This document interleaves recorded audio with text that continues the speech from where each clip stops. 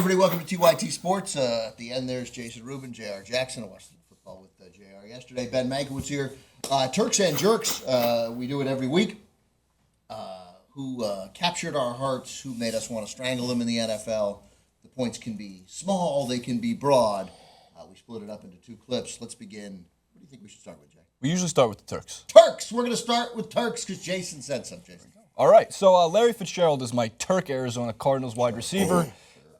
Sure, from Ben Mankiewicz over on the end. Just sure. For 12 years, Larry Fitzgerald, I should actually say for about 10 years, the first 10 years of his career, he had one role in the Cardinals offense, and he was very good at that role, the fly route.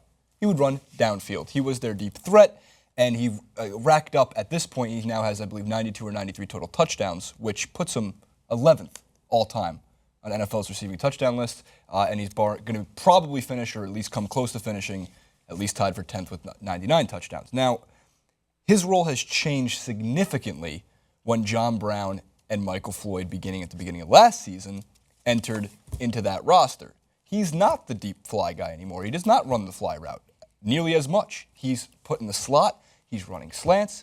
He's using curl routes. He has learned an entire, I shouldn't say learned because he probably still knew how to do it, but he's being utilized in a different way, and it's devastatingly effective against defenses. He is tearing up everybody. He has 5 touchdowns on the year already.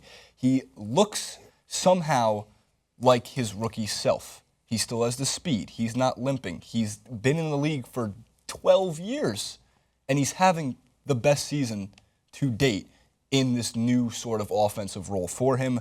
On top of that, Carson Palmer has to be given a lot of credit because he looks like a top 5 quarterback in the league right now because he is a top 5 quarterback in the league right now, just through 3 weeks. I'm not claiming any broad, crazy statement as Ben's about to shake his head and say, and he's going to go, oh, this is a terrible Turk choice. Let's move over to JR, who probably has a better one. No, you don't always make terrible choices. How about today? Excellent one for today. In fact, Larry Fitzgerald is part of my choice there. I think where you're wrong is you've minimized Fitzgerald's greatness earlier in his career. He wasn't just a deep threat. He was the best deep threat. He was the best deep threat. He was the best possession receiver. I thought he was the best receiver in football for a few years. I mean, and that's why when Kurt Warner retired and the Cardinal quarterback situation crashed, and also when Warner didn't play that, and prior to that, I mean, this is a guy who was intermittently, in 2 different eras, had horrible quarterback situations for him. And to his credit, because most athletes leave in these situations, and to the credit of Steve Keim, who's put together a terrific team, the general manager at Arizona, I almost want to give him Turk of the Week. He kept him there. Like, everybody thought Fitzgerald was going to go, and they had to redo the contract this year. And he recognized, I had, before everybody caught up in rotisserie, before it became too easy. When you invented it. Well, no, right, when I invented it, when me and my, but when I was really good at it, when you had to work for the information, you don't have to work for the information, right? It's given to you. Now you just make a decision like you trade A.J. Green and Matt Ryan for Andrew Luck like I did. And we tanked the whole season. But now I would never draft an aging wide receiver. And for years, Chris Carter I felt would burn me because I'd be like, I'm just not taking him. I'm not taking him. I'm not going to be the guy who has him when he falls apart. And then he never fell apart. Larry Fitzgerald seemed like he was done. And that's what makes this return so great. And the fact that we've talked, I think my Turk last week was continuity.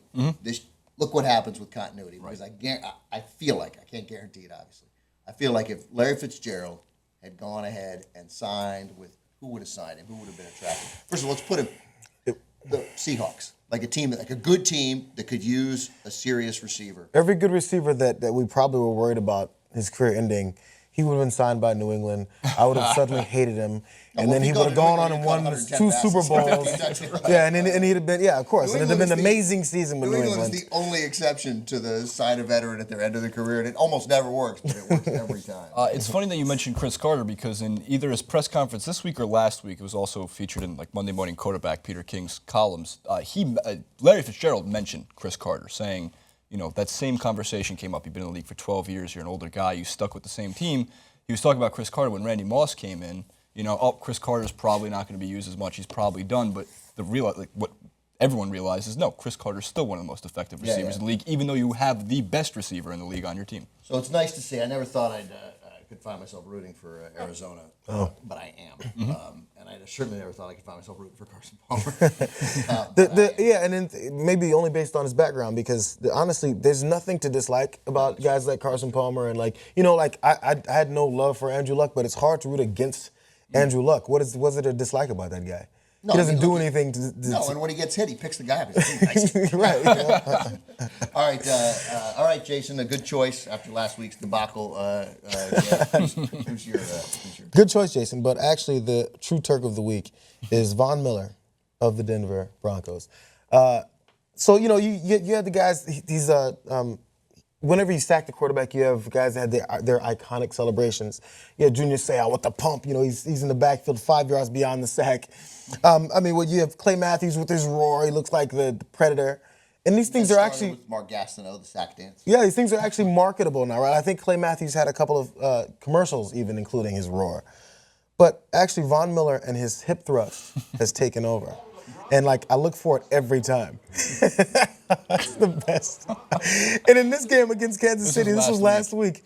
That was a partial sack. He came in, number 97 actually had the sack, and he rolled over and he finished it off. Did he get one last night against? And then so he did it again. He did it again in Detroit. Was 3 times enough, Gus? Do you want to see it? And every time, this is the best part. Like I said, I noticed it, and last night Al and Chris said nothing about it, but there was chuckling. I said, they saw it. Right. Oh, they saw it. Yeah. And then, but they laugh about it, but won't say it. Hey, give the man his props. That's the best sack celebration of all time, and I hope he does it every. I look for 2.5 sacks from him every week, so we can guarantee we see that sack celebration. I bet on the Lions last night. But +3 at home, needing a win, and Denver was just nonsense, 2-0 in a sense. Denver's a boring team to watch until Von Miller gets a sack.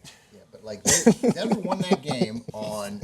Detroit, Matthew Stafford. At the end, the fumble, and I don't understand why that wasn't a forward pass. By the way, I don't. You can tell that he was pulling it back. That he got hit. His arm was moving forward. That's an incomplete pass. That was the first fumble that led to the field goal. Put him up 17-12. Then he threw a pick later. But the 3 plays in that game, end of the first half, where Manning just throws it up, and Demaryius Thomas, as with last week in that drive against the Chiefs, he's covered, but he caught it anyway. Right. Didn't matter. Then before the field goal, throwing it up to, I think it was before the field goal, maybe it was before the touchdown, throwing it up to Emmanuel Sanders, who somehow caught that ball. He's not even tall. Right. He took that ball away from the DB. And then he just threw up the touchdown to Owen Daniels. And he just got 3 plays that just can't be executed. Those plays won't work. They won't work. And they worked 3 times. And that was their entire offense. Those 3 plays. That's it. Without those 3 plays, not only does Detroit cover, I think they win. Well, how about there was also the 3rd and 10 where Manning threw his whole body into a throw. Yeah. And it just got to the wide receiver. That's what I mean. But so if he tries to throw hard, he doesn't have it, but he throws it up. Yeah. He can still anyway. So I'm enraged at Peyton Manning and in awe of him simultaneously because those throws were nonsense. He just chucked them up in the air like we're kids.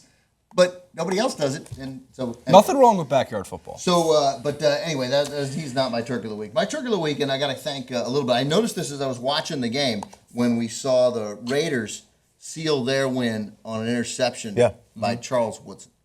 Can't believe I put it in my head, and then we saw. Amazing. I have the Vikings in a season-long wager, and I have the Chargers in a season-long wager under, and the Vikings over. So every Charger loss is valuable to me. Every Viking win is valuable to me. So that was a big game for me.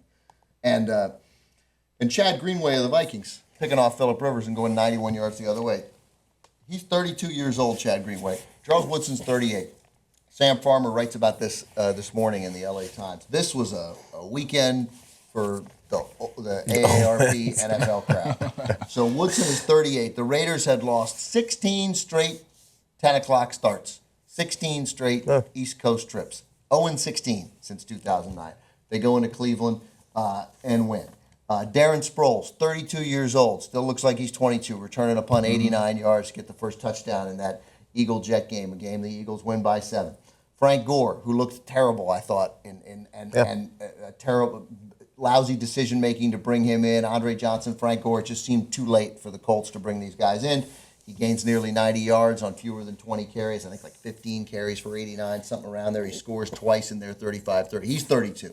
He is 32. Even at running back, which is running back. Sproles, these guys should not be doing this. Again, Chad Greenway, 32. The pick at the Steelers game to seal the win doesn't seem as big because nobody thought Nick Foles was going the length of the field. But that's Will Allen. He's 33 years old. He made that pick. The quarterbacks, let's leave out because Brady's 38, says he's going to play into his mid-40s. He threw for 358 and 2 touchdowns, and Palmer had that really nice day, 311 yards, 2 TDs. But the guy you mentioned, certainly, Larry Fitzgerald, back-to-back. He's got 5 touchdowns this year, back-to-back 100-yard games with a couple touchdowns. He looks like a kid. The NFL, it's supposed to be a young man's league. It is a young man's league. It is. Yeah. Those are the dynamic players. But this week, the Turks are the guys 32 and up. You forgot about Peyton Manning. Right, and Peyton Manning. But the quarterbacks, we know quarterbacks are still good. Can't touch the quarterback anymore, so they can play until they're 40s if they want to. Good. That's a good rule. Well, apparently... No, I'm not disagreeing They're with just the rule. standing there. Well, also, apparently, according to Ed Hockley, you have to be a certain age before you get those calls. Wish we could talk about that, but let's not go there. That's a great point. Well, maybe we should. Okay, so anyway, those are our Turks of the week. The over 32 crowd, AARP NFL standards. Von Miller with his offensive sexual dance, and I don't remember what year. Thanks for watching. Larry Fitzgerald. Subscribe below. Thanks.